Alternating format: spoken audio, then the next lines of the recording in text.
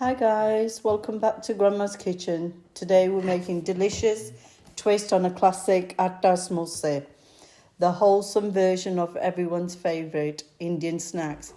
Instead of using maida or refined flour, we're making our samosas with whole wheat flour, which makes them not just crispy and tasty but also a little healthier.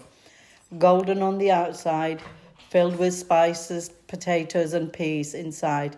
These Atta samosas are perfect for tea time, rainy evenings, or whenever those cravings hits. So let's get started cooking. And you'll find all my ingredients and the weights in the description box below. And I'll write them in there. I'm going to add some oil. I'm going to get the fillings ready. I've already boiled the potatoes. So I've added about 2 tablespoons of oil. I'm going to let that heat. And I've got some coriander seeds and fennel seeds and cumin seeds and ajwain crushed already. And we're going to roast that for a couple of minutes. Seeds are ready, the whole seeds. So I'm going to add ginger and chillies, which I've already grinded.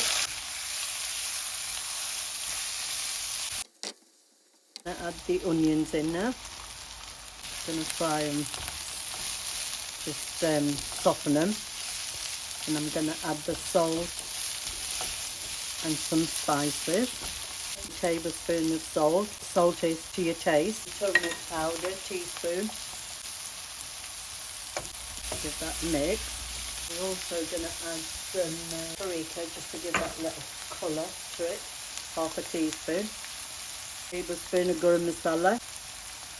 A teaspoon of coriander powder. I'm going to add a tablespoon of amchur for a nice flavour to the filling. Give that a mix. I'm adding a tablespoon of lemon juice. Just adding fenugreek dry. Just going to crush it between palm of my hand. About a tablespoon. Now we're going to add the potatoes in. Just going to crush them. You don't want to mash them really smooth that much. You need a few potatoes in now, that bit of chunks in them.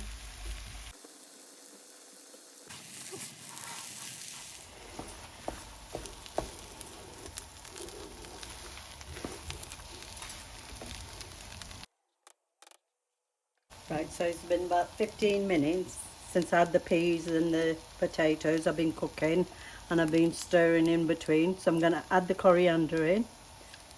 And then I'm going to turn the gas off.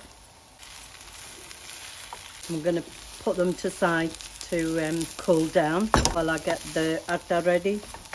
Right, so we're going to get the atta ready for the samosa. I'm going to add the butter, which I've already melted. A teaspoon of salt. As I said, the filling's got the salt in as well. A teaspoon of black pepper crushed. A teaspoon of ajwain. Sesame seeds, but that's optional. Combine that together. Good mix.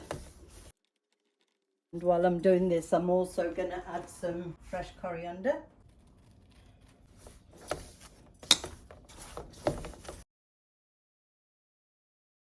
So I've mixed it all together. Can you see it's like a sand sticking together, wet sand? So now we're going to knead it. I'm going to just add the water as we need it. So I'm just adding some water.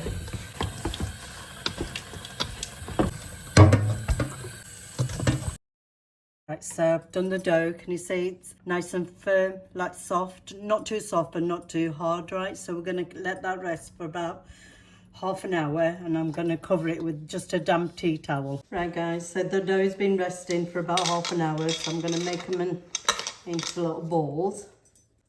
Like just the size of your palm. Nice and soft, not too hard, just nice. So we're going to make them into like a chapati ball. Just going to roll these flat and then we're going to cut them in 2 halves. So I haven't used any dry flour or anything. I'm just going to cut them in 2 halves, like that.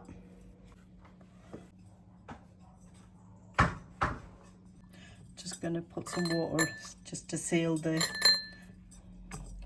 samosa.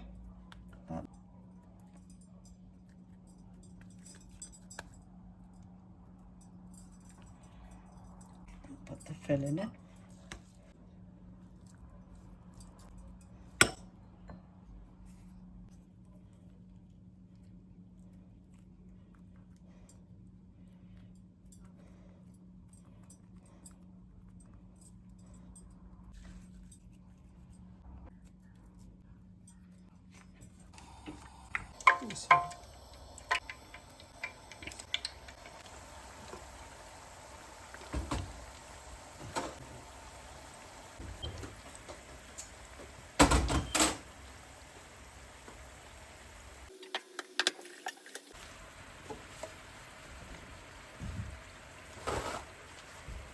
Alright, so samosas are ready, so I'm going to give it just a couple of more minutes.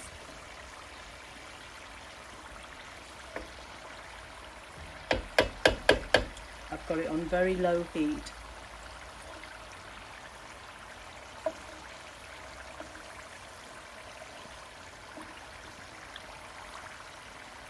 Right, so I'm just going to take the samosas out.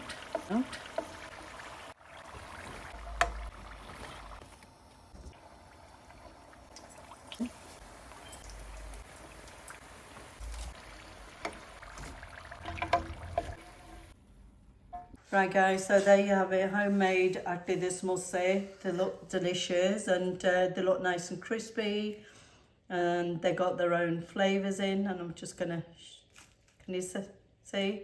Just gonna give it a taste. They taste really, really nice. So guys, I hope you enjoyed this recipe, and I shall see you in my next video.